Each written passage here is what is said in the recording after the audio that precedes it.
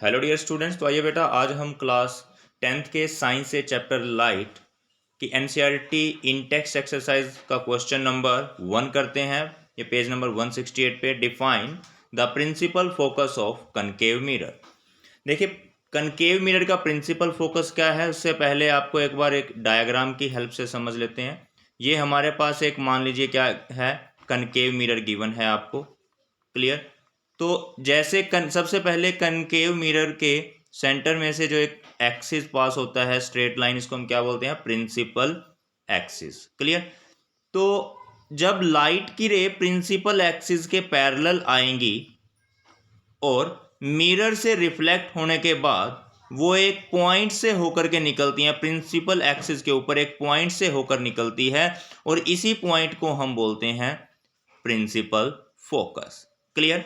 तो आंसर इसका क्या रहेगा, when the light rays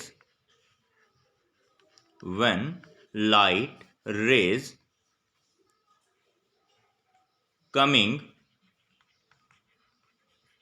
parallel to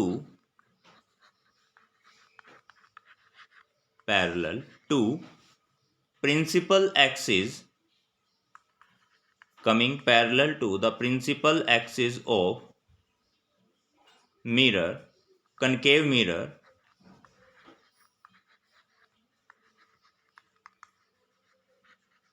are reflected by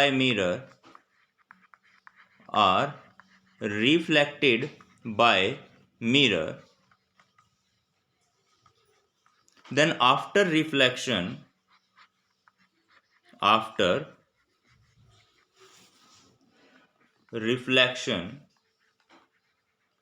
they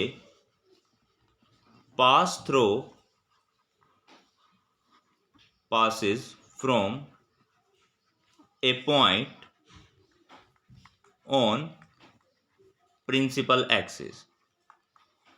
They passes from a point on principal axis. This point is called